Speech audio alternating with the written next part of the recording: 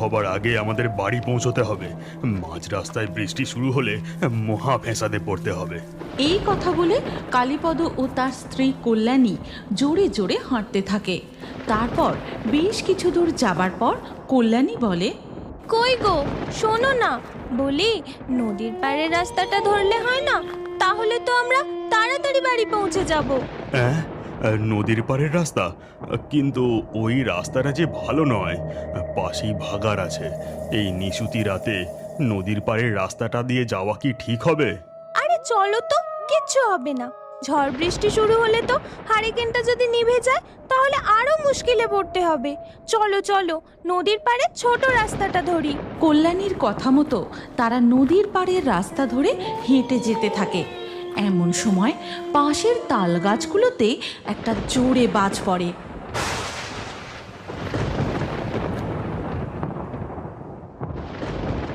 হে ভগবান, রক্ষে করো, এই কান মুলছি, আর কোনো দিনও রাত্রিবেলা যাত্রাপালা দেখতে যাব না, রক্ষে করো। এমন সময় তাদের নাকে একটা বিশ্রী দুর্গন্ধ ভেসে আসে। কি দুর্গন্ধ! বাবারে বাবা, কি গো, এই বাজে গন্ধটা কোথা থেকে আসছে? তোমাকে বলেছিলাম না, নদীর পাড়ের পাশেই ভাগাড় আছে। সেখানে গরু টরু ফেলেছে হয়তো। এই গন্ধটা ভাগাড় থেকেই আসছে। এমন সময় হঠাৎই তাদের পিছন থেকে একটা বাছুরের ডাক শোনা যায়। বাছুরের ডাক শুনে কল্যাণী দাঁড়িয়ে পড়ে আর বলে, কই গো, তুমি শুনতে পাচ্ছ? আমাদের পিছন দিক থেকে একটা বাছুরের ডাক শোনা যাচ্ছে। তারপর পিছনের দিকে তাকিয়ে দেখে একটা সাদা বাছুর সমানে ডেকে চলেছে।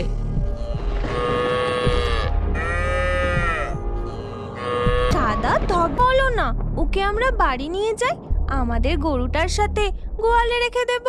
আহা, তুমি থামলে কেন? আর খবরদার, একদম দাঁড়িয়ে এইভাবে পিছন দিকে তাকাবে না। তাড়াতাড়ি পা চালাও গিন্নি। কিন্তু বাছুরটা? কোনো কিন্তু নয়, তাড়াতাড়ি এখান থেকে চলো। তারপর তারা দুজন আবার হাঁটতে শুরু করে। ভাগাড় পার করে যখন শ্মশানের পাশ দিয়ে হেঁটে যায় তখন হঠাৎ তারা দেখে তাদের পাশ দিয়ে দুটো কলসি নিজে থেকেই গড়গড় করে গড়িয়ে যাচ্ছে, আর ওই বাছুরটা তাদের পিছু নিয়েছে। কি গো, এসব কি হচ্ছে? আমার না খুব ভয় করছে। আর আর ওই বাছুরটাই বা কাদের? আমাদের পিছনে পিছনে আসছে। চুপ চুপ, আস্তে কথা বলো। আর খবরদার গিন্নি, তুমি পিছন ফিরে তাকিও না। তারা আরো জোরে হাঁটতে থাকে। এমন সময় খুব জোরে বৃষ্টি নামে। বৃষ্টির জলে তাদের হারিকেনটাও যায় নিভে। কোনো রকমে অন্ধকারের মধ্যে ভিজতে ভিজতে তারা তাদের বাড়ি ফিরে আসে। হ্যাঁ গো, ওই বাছুরটা কাদের? কারোর গোয়াল থেকে মনে হয় পালিয়ে এসেছে বলো। ওটাকে ধরে বাড়ি নিয়ে এলে খুব ভালো হতো। আরে ওটা কোনো সাধারণ বাছুর নয় গো, ওটা গোভূত ছিল। আজ আমরা খুব বাঁচান বেঁচেছি। গোভূত বলো কি তুমি? রাম রাম রাম রাম রাম। এরপর কালীপদ ও কল্যাণী ঘুমিয়ে পড়ে। তারপর তোর কি হয়েছে বলতো কপিলা গাই? দিন দিন দুধের পরিমাণ এত কমে যাচ্ছে কেন? বেশি করে দুধ না দিলে তোকে পুষবো কেমন করে? হ্যাঁ হ্যাঁ, বেশি করে দুধ দাও, 2 বালতি ভর্তি করতে হবে।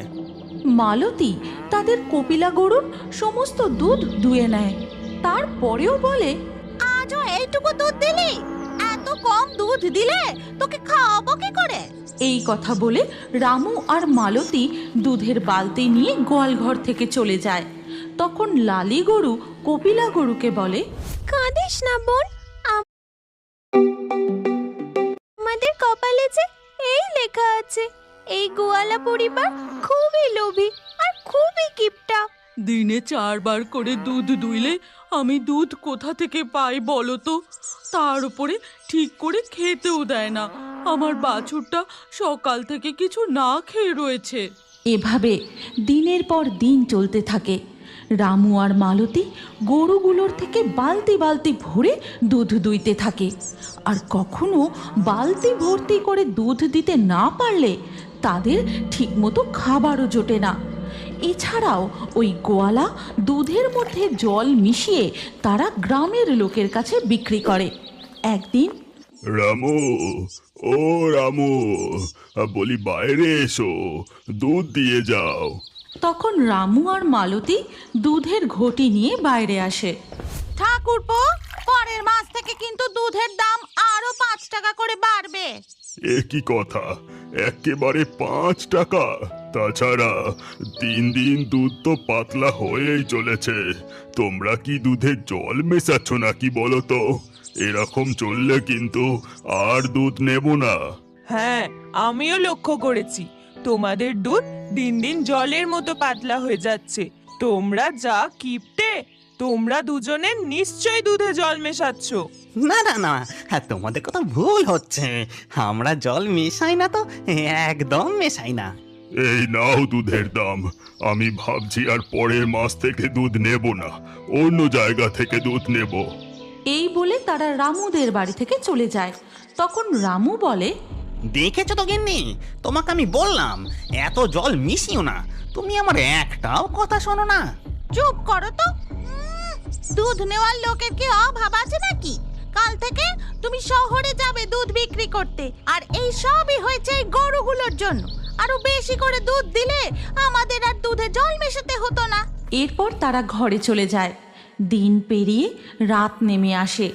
সেই রাতে কপিলা গরুর খুব জ্বর আসে, শরীর খারাপ করে, আর সে মাঝরাতেই মারা যায়। এরপর ধীরে ধীরে সকাল হয়ে যায়। সকালে রামু গোয়ালে গিয়ে দেখে, গিন্নি, ও গিন্নি, তাড়াতাড়ি দেখে যাও। কি হয়েছে? সাত সকালে চেঁচিয়ে বাড়ি মাথায় করছো কেন? এই দেখো গো, গরুটা মনে হচ্ছে মারা গেছে। কি আর করা যাবে, এমনিতেও তো বেশি দুধ দিচ্ছিল না। যাও, বেশি দেরি না করে গ্রামের কিছু লোকজন নিয়ে গরুটাকে ভাগাড়ে নিয়ে চলে যাও। তারপর রামু গ্রামের লোকজন জোগাড় করে ভাগাড়ের দিকে নিয়ে যায়। তারপর ভাগাড়ে পৌঁছে, নে নে, তা হচ্ছে না রে। শোনো, আমার অত মায়া দয়া নেই। এই ভাগাড়ের পচা গন্ধ আর ভালো লাগছে না। চলো তো এখান থেকে, বাড়ি ফিরে আমায় আবার শহরে দুধ বিক্রি করতে যেতে হবে। এদিকে লালি গাই ও কপিলা গাইয়ের বাছুরটা সারা দিন মন খারাপ করে চুপচাপ দাঁড়িয়ে থাকে। এরপর ধীরে ধীরে রাত নেমে আসে। ধারের ওই ভাগাড়ের পাশের পথ ধরে ফিরছিল।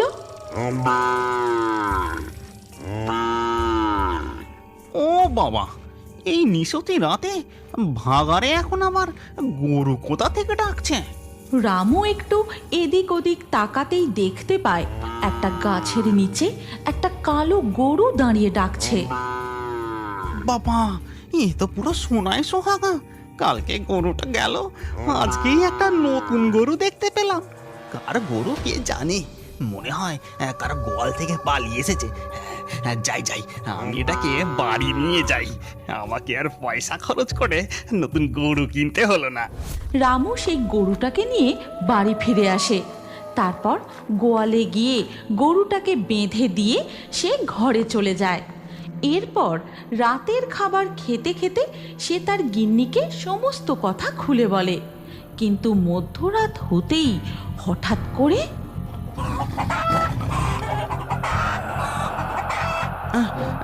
কি ব্যাপার বলো তো গিন্নি, মুরগিগুলো এরকম ভাবে ডাকছে কেন? ওরা নিজেদের মধ্যে ঝগড়া করছে মনে হয়। তুমি ঘুমাও, কাল সকালে উঠে দেখা যাবে। পরের দিন সকালে উঠে তারা দেখে তাদের খামারে আর একটাও মুরগি নেই। চারিদিকে শুধু মুরগির পালক ছড়িয়ে ছিটিয়ে পড়ে রয়েছে।